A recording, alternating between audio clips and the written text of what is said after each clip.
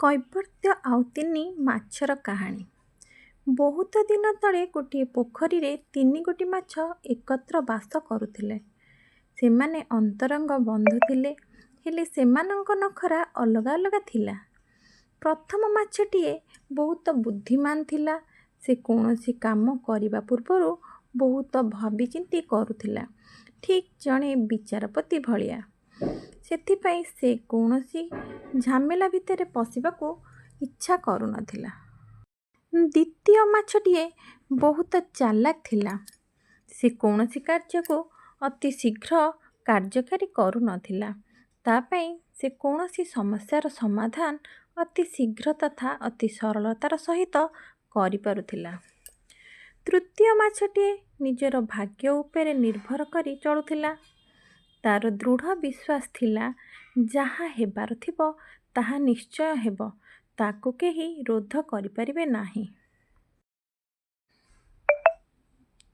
ସୂର୍ଯ୍ୟ ବୁଡ଼ିବାର ସମୟରେ ବୁଦ୍ଧିମାନ ମାଛଟି ଦୁଇ ଧୀବରଙ୍କ ସହିତ ନିଜ ନିଜ ଭିତରେ କଥାବାର୍ତ୍ତା କରିବାର ଶୁଣିଲା।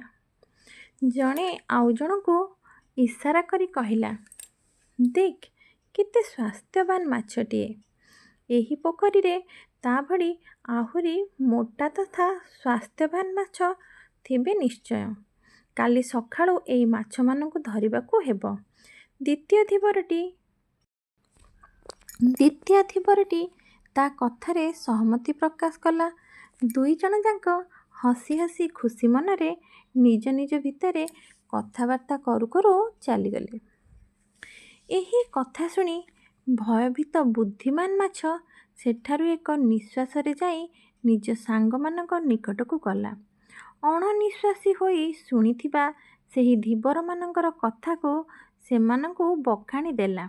ଏଥିରେ ହତାଶ ହୋଇ ଦୁଇ ଜଣ ପଚାରିଲେ, ବର୍ତ୍ତମାନ ଆମେ କ'ଣ କରିବା? କିଛି ସମୟ ଚିନ୍ତା କଲା ପରେ ବୁଦ୍ଧିମାନ ମାଛ କହିଲା, ଆମକୁ ବର୍ତ୍ତମାନ ଏହି ଜାଗା ଛାଡ଼ିବାକୁ ପଡ଼ିବ। ଆମେ ଗୋଟିଏ ନାଳ ସାହାଯ୍ୟରେ ପହଁରି ପହଁରି ଆଉ ଗୋଟିଏ ପୋଖରୀକୁ ଚାଲିଯିବା। ସେଠାରେ ଆମେ ସୁରକ୍ଷିତ ରହିବା। ଚତୁର ମାଛ ଏହି କଥା ଶୁଣିକରି କହିଲା, ଆମେ ବର୍ତ୍ତମାନ କାହିଁକି ଏହି ଜାଗା ଛାଡ଼ିବା?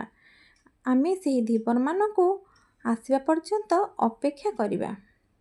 ମୋ ପାଖରେ ତାଙ୍କଠାରୁ ବଞ୍ଚିବାର ଉପାୟମାନ ଅଛି। ଯେଉଁ ଅର୍ଥାତ୍ ତୃତୀୟ ମାଛଟି, ଯିଏ ସବୁ କଥାକୁ ଭାଗ୍ୟ ଉପରେ ନିର୍ଭର କରେ, ସେ ସଧିରେ କହିଲା, ମୁଁ ସାରା ଜୀବନ ଏହି ପୋଖରୀରେ କଟେଇଛି।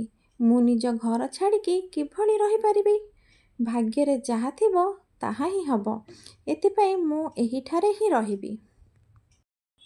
ବୁଦ୍ଧିମାନ ମାଛ ଦୁଇ ସାଥୀଙ୍କ କଥାକୁ ଶୁଣି ତତ୍କ୍ଷଣାତ୍ ସେଠାରୁ ଏହି ଦୁଇ ଜଣ ସାଥୀମାନଙ୍କୁ ଛାଡ଼ି ଚାଲିଗଲା। ସେ ଏକୁଟିଆ ଗୋଟିଏ ନାଳ ସାହାଯ୍ୟରେ ଅନ୍ୟ ପୋଖରୀକୁ ଚାଲିଗଲା। କଥାରେ ଅଛି, ଯଦି ତୁମେ ଡାକ କେହି ନ ଶୁଣିଲେ, ତେବେ ତୁମେ ଏକୁଟିଆ ଚାଲ। ସେ ନୂଆ ପୋଖରୀକି ପହଞ୍ଚି ନିଶ୍ୱାସ ମାରି ମନେ ମନେ ଭାବିଲା ଯେ, ମୁଁ ବର୍ତ୍ତମାନ ସୁରକ୍ଷିତ ଅଛି। ଆଉ ଧୀବର ହାତରେ ମୋର ମୃତ୍ୟୁ ନାହିଁ। ପରଦିନ ସକାଳୁ ସକାଳୁ ଧୀବରୀମାନେ ପୋଖରୀ ନିକଟରେ ପହଞ୍ଚିଲେ। ସେମାନେ ସେମାନଙ୍କର ମାଛଧରା ଜାଲରେ ପୋଖରୀରେ ବିଛେଇ ଦେଲେ।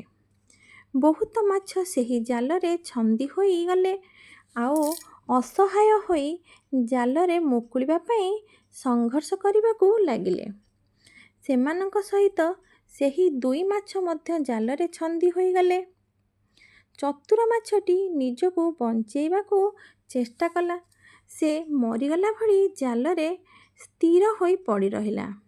ସେମାନଙ୍କ ମଧ୍ୟରୁ ଗୋଟିଏ ଧୀବର ପାଟି କରି କହିଲା, ଏହି ମରିଯାଇଥିବା ମାଛକୁ ଛାଡ଼ିଦିଅ। ଏହି କଥା କହି ସେ ମାଛକୁ ପୁଣି ପୋଖରୀରେ ଛାଡ଼ିଦେଲେ। ସେ ଖୁସିରେ ପାଟି କଲା, ଆହା, ମୁଁ ବଞ୍ଚିଗଲି। ତୃତୀୟ ମାଛ, ଯିଏ ଭାଗ୍ୟ ଉପରେ ନିର୍ଭର କରେ, ସେ ବର୍ତ୍ତମାନ ସୁଦ୍ଧା ଜାଲରେ ଛନ୍ଦି ହୋଇ ରହିଥିଲା।